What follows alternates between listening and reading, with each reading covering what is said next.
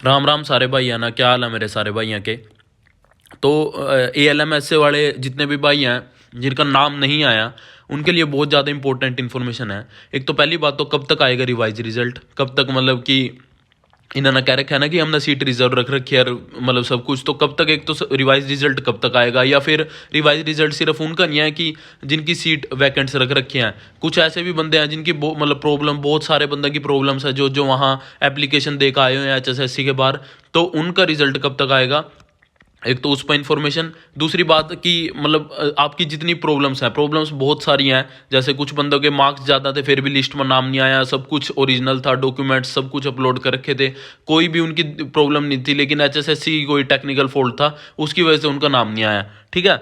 कुछ कुछ बंदा का डाउट था कि पोस्ट प्रेफरेंस चेंज का, ठीक है, इस पर भी बात करेंगे। तो ये सारे डाउट मेरे पास बार बार आ रहे थे, तो इन सारे डाउट का मतलब जो मेरे से इन्फॉर्मेशन आपके साथ शेयर करनी थी, ज़रूरी इन्फॉर्मेशन है, तो उस वजह से ये वीडियो बनाई गई है। ठीक है। तो सबसे पहला, प्रॉब्लम्स क्या क्या है, पहला आप प्रॉब्लम जान ले कि बच्चे की प्रॉब्लम क्या क्या है। जो जो मतलब मेरे पास क्यूरी आई है उसके हिसाब से मैं अपना सारा का सारा बता रहा। तो एक तो स्टूडेंट्स ऐसे हैं जिनके कट ऑफ से ज़्यादा मार्क्स थे, जो ALMS का रिजल्ट आया था उसमें कट ऑफ थे, ज़्यादा मार्क्स थे, फिर भी रिजल्ट में नाम नहीं आया। ठीक है। जो मेरिट लिस्ट थी उसमें नाम नहीं आया। ठीक है। एक तो ये प्रॉब्लम, जेन्युइन प्रॉब्लम है उनकी। ठीक है। एक स्टूडेंट्स तो ये होंगे। दूसरे स्टूडेंट्स क्या, कि उन्होंने प्रेफरेंस जिस टाइम पर, आज तो इतने टाइम पहले जब भरवाई गई थी, तो या तो उन्होंने प्रेफरेंस गलत भर दी, या फिर उन्होंने भरी नहीं, या फिर उन्होंने कुछ पोस्ट की भर दी और कुछ की रहेगी। तो मतलब ये प्रेफरेंस वाला बहुत सारे मतलब मेरे पास हर रोज इतने इतने कॉल आ रहे हैं कि ये प्रेफरेंस वाले, मतलब भाई कुछ भी गड़बड़ी हुई है प्रेफरेंस वाले पोर्टल में। और ऐसे भी बच्चे हैं कि जिन्होंने सब कुछ ठीक करा था, प्रेफरेंस भी ठीक भरी थी, लेकिन दूसरी बार भरी है तो मतलब HSSC ने पहली वाली उठा ली, पहली वाली भर रखी है, दूसरी वाली उठा ली। तो ऐसे भी दिक्कत ऐसी भी है कि प्रेफरेंस दूसरी भरी थी फिर भी दूसरे में नाम आ गया।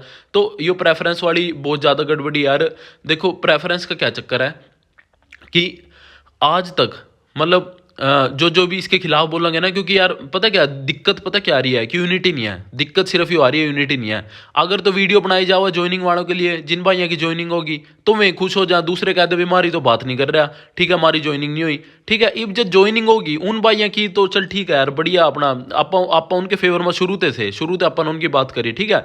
आप जो आपकी लिए इन्फॉर्मेशन हुआ थे उसकी भी बात करेगा थे। आपकी ज्वाइनिंग होगी, मैं बहुत ज़्यादा खुश हूँ आप सब के लिए। लेकिन जो जो भाई ज्वाइनिंग तो रह गए तो उनकी तो बात उठानी पड़ेगी ना, उससे आपके रिजल्ट पर तो कोई प्रॉब्लम नहीं आ रही ना। तो आपने तो सपोर्ट करना चाहिए ना, वीडियो ज़्यादा से ज़्यादा शेयर करनी चाहिए। तो जिन भाइयों की मतलब प्रॉब्लम थी और उनकी ज्वाइनिंग नहीं हो पाई, उनके लिए ही बात कर रहे हैं। तो प्रेफरेंस की सबसे बड़ी बात कि ऐसा मेरे ते एक भी एग्जाम बता दो, ठीक है, मेरे पास मैसेज करके बता देना, ऐसा एक भी एग्जाम बता दो जिसमें पेपर होने ते पहला प्रेफरेंस भरवाई जावा।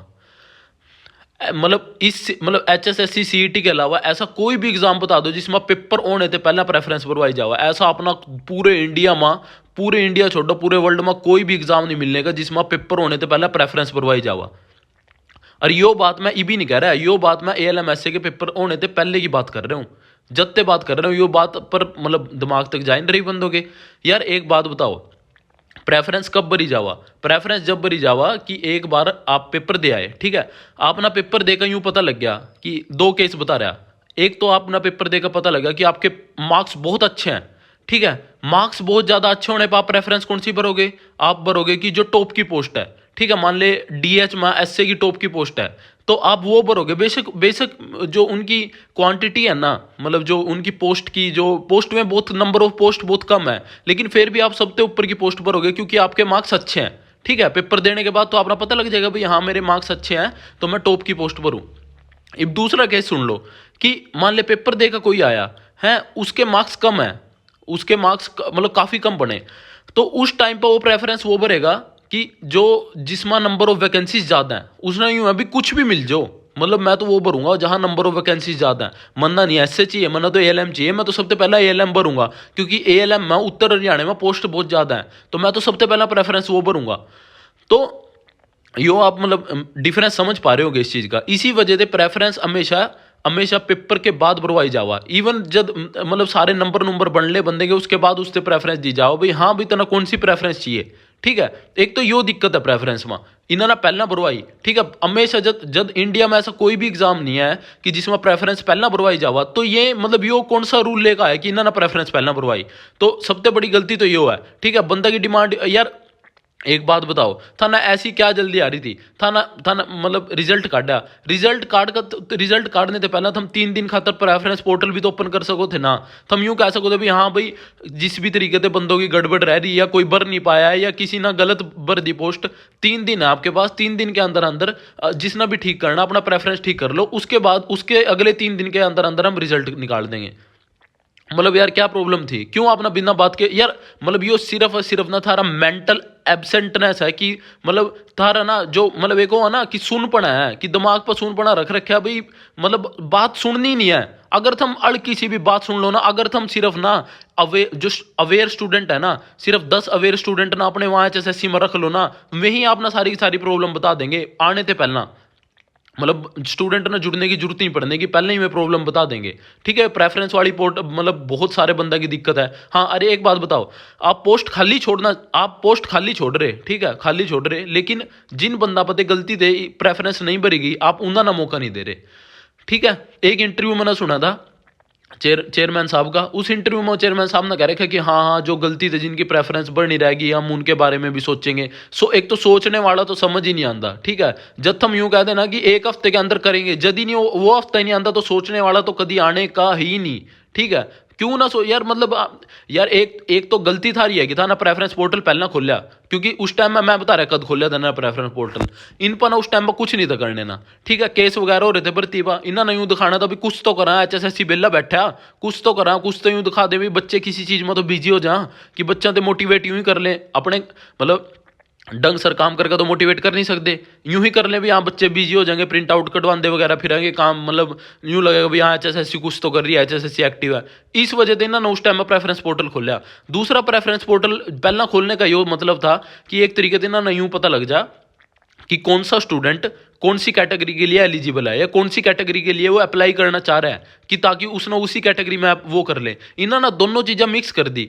इन्होंने सिर्फ उस टाइम पर मतलब प्रेफरेंस पोर्टल नहीं खोलना चाहिए था, इन्होंने सिर्फ यूँ खोलना चाहिए था भाई हाँ किस किस पोस्ट के लिए तुम एलिजिबल हो, ठीक है, वो क्लिक कर दो भी हम उसके पेपर में आपको इंक्लूड कर लेंगे, ठीक है। इन्होंने करना तो वो था, इन्होंने उसके साथ साथ क्या कर दिया, उसके साथ साथ प्रेफरेंस पोर्टल भी कर दिया कि प्रेफरेंस के हिसाब से भरो। यार यो क्या मतलब वो कुछ ही चल रहा है मतलब।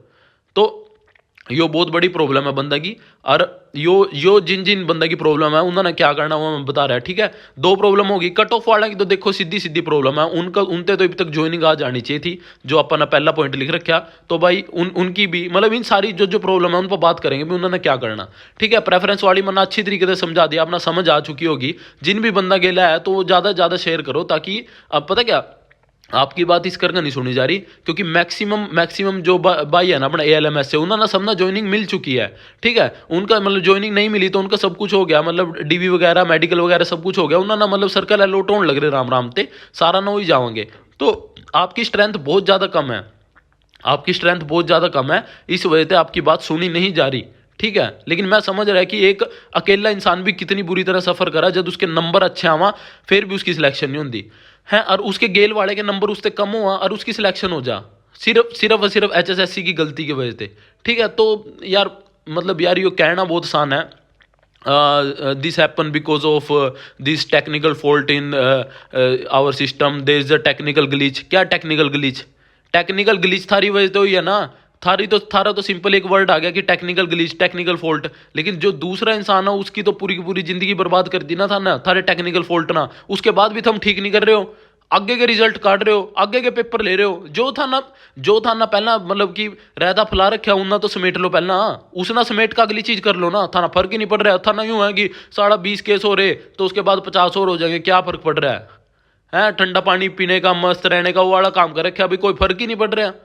क्योंकि तुम तो नौकरी पाओ ना, तुम तो अच्छी खासी नौकरी पाओ, ठीक है। जो सा बच्चा रह गया यार, तुम कमाल की बात तो यूँ देखो, HSSC की गलती की वजह से किसी बंदे के नंबर अच्छे थे वो रह गया, ठीक है। और मतलब कि जिस बंदे के नंबर थोड़े से कम थे, मैं उसकी गलती नहीं काट रहा है, जिस बंदे के थोड़े से नंबर कम थे वो उसका पड़ोसी था, उसकी सिलेक्शन होगी, यार उस बंदे पर क्या बीती रही होगी, वो मतलब मेंटली कितना डिप्रेस हो रहा होगा। उसके घर वाले उन्हें कितना बार बार समझा रहे होंगे कि भाई छोड़ना, नौकरी नाकरी वाला सौदा छोड़ और अपना बाहर जा, कुछ नहीं रखा हो रहा। पहले पहले 2-3 साल लिगड़ लिए, उसके बाद और 2-3 साल लिगड़ जाएंगे यार, ना बंदे ना बंदा कोई ब्याह जोगा रह जाएगा, ना किसी जोगा रह जाएगा। वही बिना बात के यहाँ अच्छा अच्छा भले अलग अलग पेपर हुए कराते सीटी, जब थारे बस का नहीं थी चीज़, जब एक इंसान के बस की नहीं होती चीज़, क्यों सीटी सीटी सीटी कर रखी यार।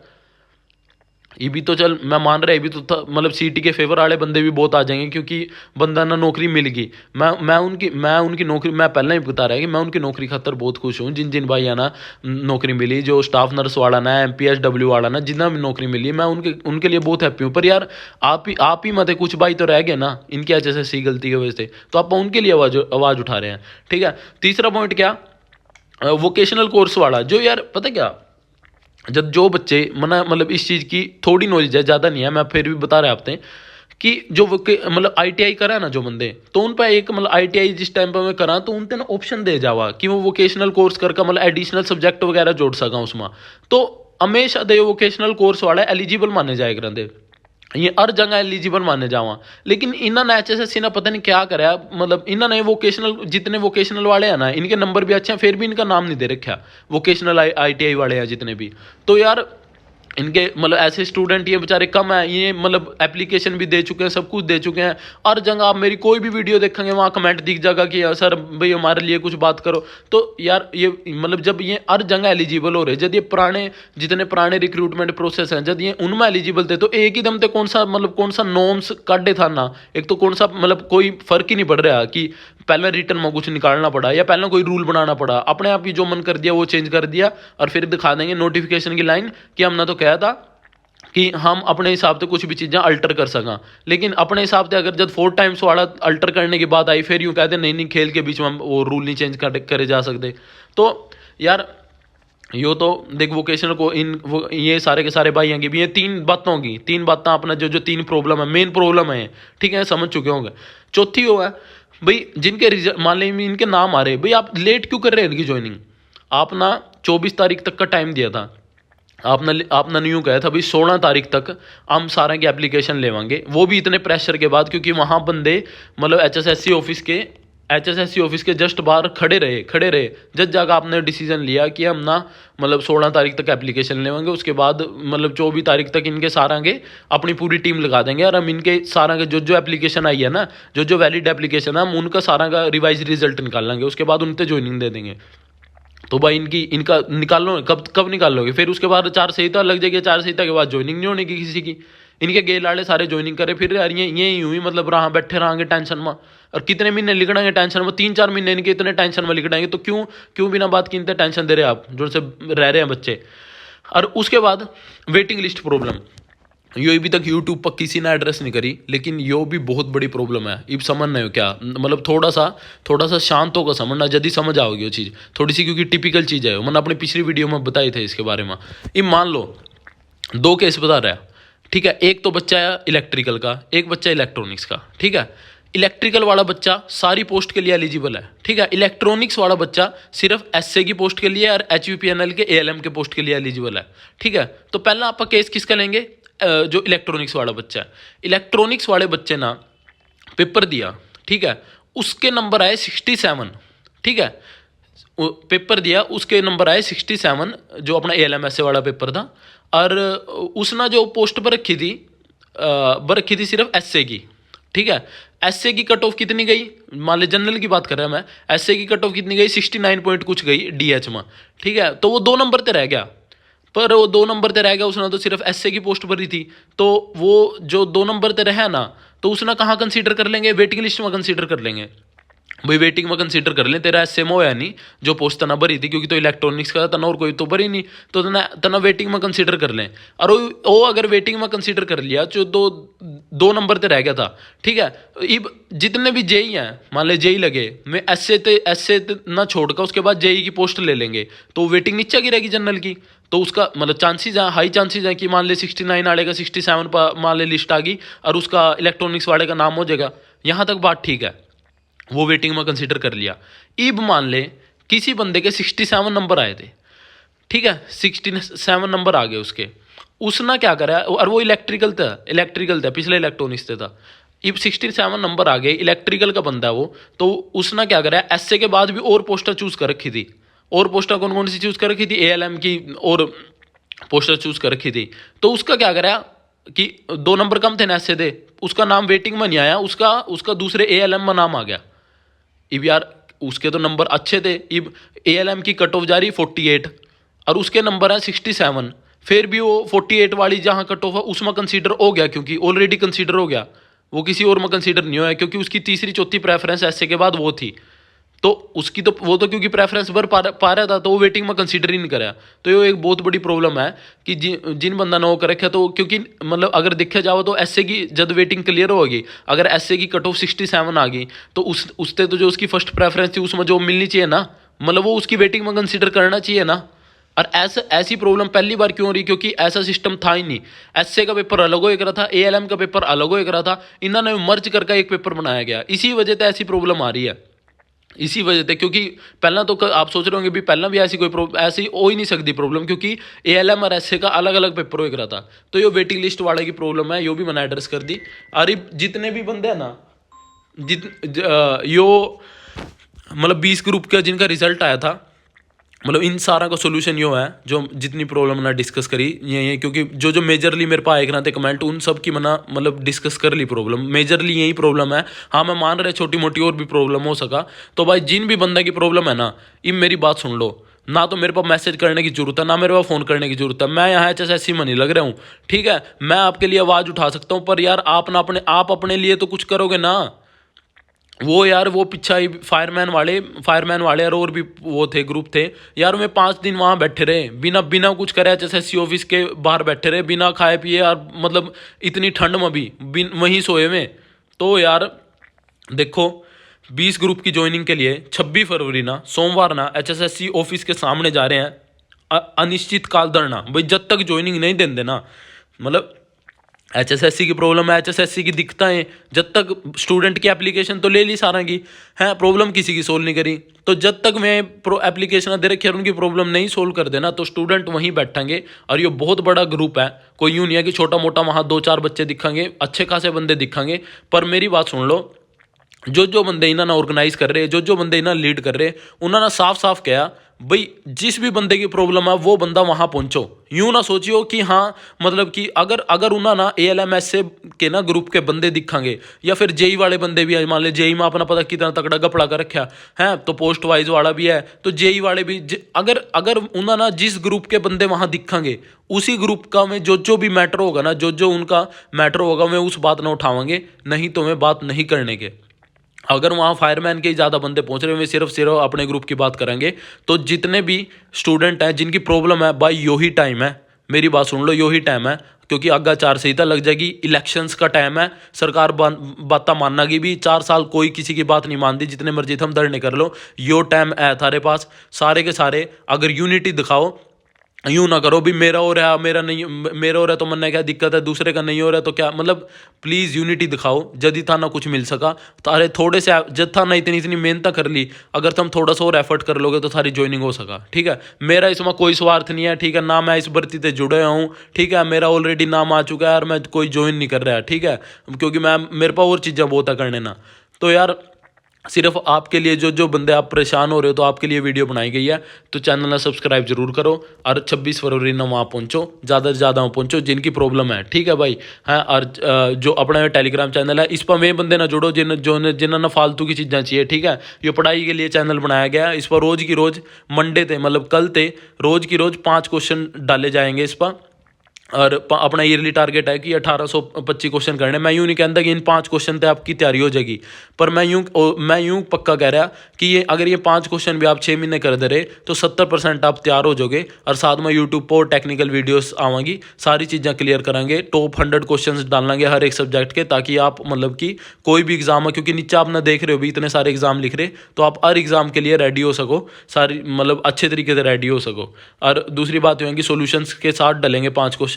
जो भी स्टूडेंट पढ़ने के लिए इच्छुक है, जो भी स्टूडेंट सीरियस है पढ़ने के लिए, सिर्फ वो टेलीग्राम चैनल ना ज्वाइन करो। हाँ, जो मेजर अपडेट्स आवा इंजीनियरिंग से रिलेटेड, क्योंकि आपने पता है जितने भी टेलीग्राम चैनल ना, तो उस पर किसी पर भी कोई पढ़ाई की बात नहीं होती, मैं सिर्फ अखबार की कटिंग डाल दे रहा, अपने पना पढ़ाई की बात भी होगी और अखबार की कटिंग तो डलेगी, लेकिन जो भी टेक्निकल चीज़ें जितनी भी नोटिफिकेशंस होगी ना टेक्निकल, कई बंदा ना पता नहीं लगता, मैं सारी टेक्निकल बी मतलब बीटेक से रिलेटेड ITI से रिलेटेड टेक्नीशियन की पोस्ट आ रही कोई, या फिर PSU में कोई जॉब आ रही है, या मतलब जिसमें पीछे पावर ग्रिड में आई थी डिप्लोमा ट्रेनिंग की, तो जितनी भी है पोस्ट है मैं सारी की सारी कवर करूँगा इलेक्ट्रिकल इंजीनियरिंग की। तो आप वहाँ जुड़ सका, आपके बेनिफिट के लिए ही वो टेलीग्राम ग्रुप बनाया गया है, लेकिन ओनली सीरियस कैंडिडेट, मन्ना बीड नहीं चाहिए, मन्ना क्वालिटी स्टूडेंट चाहिए, ठीक है। बहुत बहुत धन्यवाद सारे भाइयों का, आप इतना ज़्यादा सपोर्ट कर रहे, और चैनल ना सब्सक्राइब जरूर करो, क्योंकि सब्सक्राइब करने से अपना नंबर बढ़ेगा, और आपकी जो वॉइस उठा रहे कदी ना कदी आप ना भी प्रॉब्लम आ सका, तो आपकी वॉइस जब भी उठाई जाओगी मतलब बढ़िया तरीके से, जब आप ज़्यादा से ज़्यादा चैनल के साथ जुड़ोगे। और वीडियो ना लाइक करो और वीडियो ना शेयर जरूर करो, ताकि वो मतलब सारे जो स्टूडेंट जिन्हें जो प्रॉब्लम फेस कर रहे हैं उन तक ये पहुँच जा मतलब जल्दी से जल्दी। बहुत बहुत धन्यवाद मेरे सारे भाइयों का।